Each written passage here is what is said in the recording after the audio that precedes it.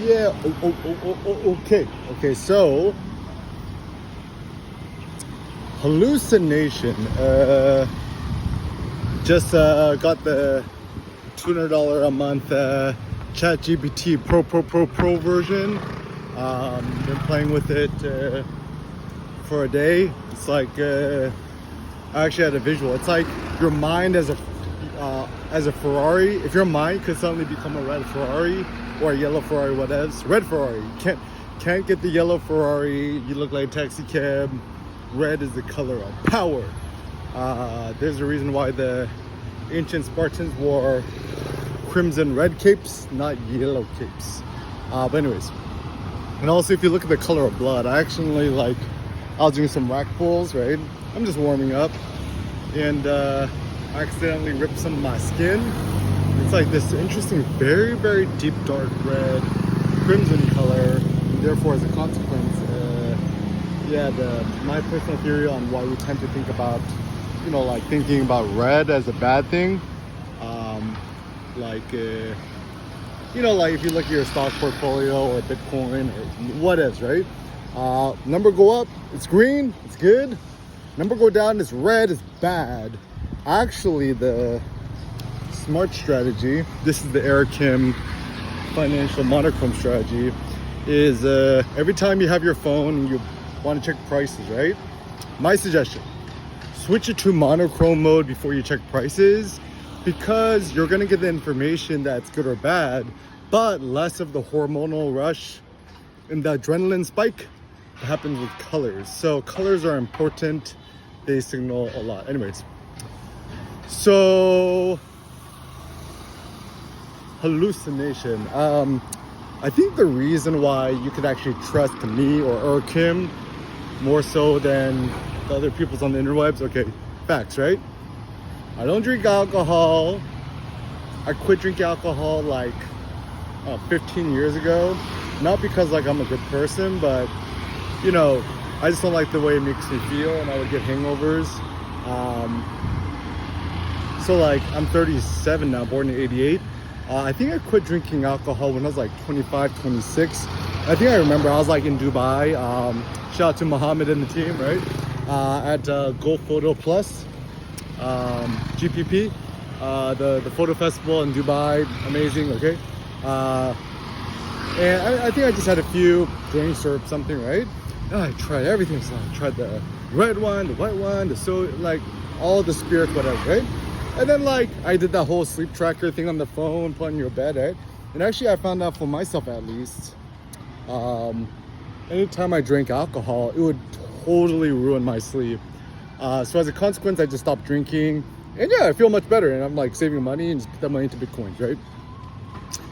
Second thing, I don't smoke the marijuanas. I think I only smoked weed twice in my life. Once when I was in Berkeley, when I was 25. And it was kind of funny, right? I started I was taking a shower, I remember, and I'm high for the first time.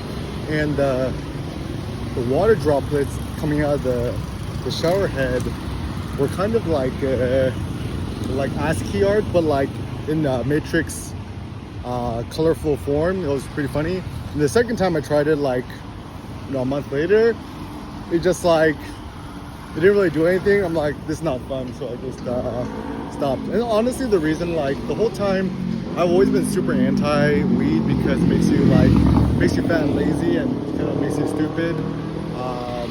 And, a bunch of my friends in high school got really into smoking weed, and it just kind of made them dumb and fat. So I was not for me, right? And also my dad was a serious chain smoker, and I've always hated smoking cigarettes with a passion. And to me, to smoke a marijuana thing, vaporizer, whatever, right? It's the same thing. So aesthetically and ethically, I don't like it, so I don't do it. Also, I've never tried a pill in my life. I don't even take painkillers. If I have a migraine or a headache or something, right? The number one step is just lie your ass down and sleep or take a nap. Also, other things that's fun. My bedtime is like 6:30 p.m. now because Seneca sleeps early so he can go to school. And I wake up like pretty early naturally, like I mean sometimes it's super early, like 2:30 a.m., 3:30 a.m., 4, whatever, right? But regardless, like I try to clock in my 8 to 12 hours of sleep a night. And I only drink coffee first thing in the morning, not during the day. Also, I don't have Netflix. And even though I'm probably one of the most prolific uploaders to YouTube's, I don't watch any YouTube. Only last movies I watched were probably like the Pharrell Lego movie. Besides that, like no media. I don't even have Spotify. I canceled my Spotify like a decade ago. And I'm probably the only millennial that I don't even own a pair of AirPods. Yeah, like I've never tried a Molly. I've never done white girl, cocaine. I've never tried none of this stuff. Like I don't like techno, rave, EDM music. I've never been to a electric dance party thing in my life. I've only been to one concert in my life by myself. The Yeezus concert, I think 2013, the Oakland Coliseum Center. And like I'm such a big Ye fan that I just went by myself. Had a lot of fun. I'm like the only person there like not wearing Yeezys, right? And I'm like my Vibram 5-finger shoes. But anyways, so Sesuai Chinam Kamai. Okay, Akun. Yeah, so anyways, as a consequence, people's like, is there Kim on drugs? I'm like, I don't even drink alcohol, bro. I don't even like touch the weed and watch Netflix. I don't even watch the PR0N. Like I quit the prawn like what 8 years ago. And once again, not because I'm a good person, but my personal thought is if you rub it out, that's like energy suicide. Assuming you want to hit 1 rep max PRs all the time, you want to conserve your spunk. And yeah, like I don't even have Google Chrome, so like ain't no Google incognitos for me, and I use everything on my iPad. No more torrenting. I mean, torrenting I think is fine. It's just like there's too many distractions. All I do care for now is my son Seneca, Cindy, walking around, vlogging, thinking about Bitcoin, MSTR, weightlifting, and that's pretty much it. Recently with AI, it's interesting because yes, the hallucination phenomenon is definitely real. If you queried it enough times, they'll start just making up weird stuff, which is fine. But as long as you're an expert on yourself, it's okay. So what is one to do about it? I mean, first and foremost, don't trust anything you see on the internet. Like, don't even trust me.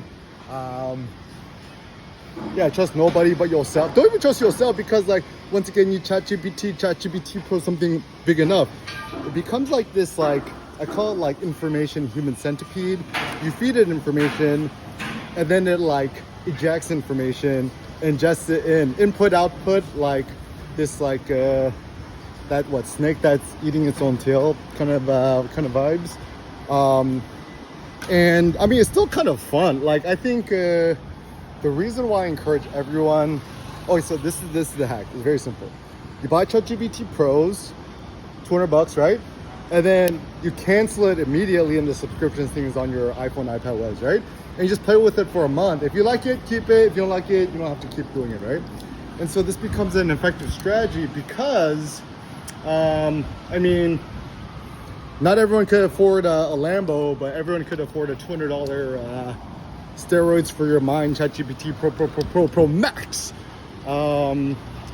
And the O3 model is like pretty phenomenal. Deep research mode is pretty cool too. And so Michael Saylor has this analogy, just like churning the silicon, right? And so the more you churn the silicon, the better. Grok sucks. I mean, I think, OpenAI ChatGPT was essentially kickstarted, fundraised by Elon. So Sam Altman seems like a not super trustworthy person in my opinion, but if you can say la vie, right? So as a consequence, there's no second best AI, is ChatGPT or nothing. So when people say AI, they mean to say ChatGPT. It's kind of like Kleenex, right? like there's no second best. There's no second best after a Rolls Royce or Bitcoin. There's no second best, right? And also what you guys have to understand too, after MSTR, there's no second best stock. The only thing better than MSTR is more MSTR, which is like MSTU or MSTX, which is 2x levered long strategy. And but ultimately, once again, like whatever you decide to do, it's your own personal ethics, aesthetics, morals, personality, your philosophies. What's interesting is that, like, I think my thought about the Bitcoin treasury companies, there's essentially only two names in the game. It's essentially MSTR strategy in the States, Metaplanet in Japan. Japan's such an interesting case. The reason why it's doing so well there, I think the Japanese ticker, Hiroki, you watching this? 3350. You can also buy in the States, MTPLF or something. Also in Germany, Das hast du gut gemacht. Oliver, get on that. Oliver Krums. And all my German Bitcoin tags. So, the reason why Metaplanet is doing so incredibly well in Japan is because several things. One, Japan has tons of capital. It's like one of the biggest, like the average family has like $100,000 worth of yen just like stuffed under the mattress. Shout out to Bellamy Hunt. And the second thing is the tax thing. So I think in Japan, if you sell Bitcoin, you have to pay like a 60% capital gains tax or something crazy like that. And so Metaplanet becomes an insanely efficient way to reap the gains of Bitcoin without actually the capital gains of Bitcoin. Third is, I think also the way that most Japanese corporation stocks works, right, is that it's very, very easy for the average Japanese citizen to just buy a stock. So if you just buy a bunch of 3350 Metaplanet, your money's gonna go up like a trillion X. And also Japan's interesting too because it seems like the moving strike warrant, shout out to @Dylan Leclerc. He's like essentially the baby sailor of Asia. The way it works is you can't, do a at the market offering like you can in the States, but they have their own version. And so that also makes it very efficient to buy Bitcoins. So my thought is, Batman and Robin, right? So Michael Saylor is like Batman. Simon is like Robin in the sidecar. I mean, both is good. And I think all the Bitcoin treasury companies, like, it's kind of interesting. StarCraft's analogy for us StarCraft nerds, right? So the carrier has arrived. So you got the carrier, and you have all the interceptors around it, right? And then like it's good. Or you the battle cruiser and you have the Yamato gun, right? And so ultimately, the corporation, the entity, or the Bitcoin mothership, spaceship, battleship, Galactica, thing shall win. So if we're going off planet, right, I'll probably want to go on the Bitcoin mothership with 1 million Bitcoins, strategy in the next, 5 to 10 years, rather than being in the speed cruiser Metaplanet that is probably going to be like really high velocity with like maybe like, I think Metaplanet could get like maybe let's say a quarter of the Bitcoin of a strategy. So let's say MSTR has 1 million, 2 million Bitcoins, and the Metaplanet has like 250,000 or 500,000, or maybe one day with 1 million, right? But still, like, you want the thing with the most Bitcoins. And the reason why this becomes interesting is because all the new rules of financial physics is totally rewritten. It's like the new Newton's law of like physics, right? So as a consequence, all the old financial models are no longer useful. It's kind of like you're still in MS-DOS mode when we have like the freaking, iPad Pro M4 chip iOS out there, or like fiber speed internet, giga speed, when you still have like a 28.8K modem, right? So you gotta, upgrade your data cables. So anyways, the brave new world of AI, chat, etc. Honestly, the name of the game is just follow your own autotelic interests. Autotelic means self-interested, or you do it for the sake of it, right? So for me, my number one interesting thing, 498 kilogram rack pool 6.65x body weight lift, 502 kilograms loading. The primary interest is just like curiosity, and also I do it for the Zen. And so yeah, essentially think first principles, you know, steer clear of the interwebs, create your own legend.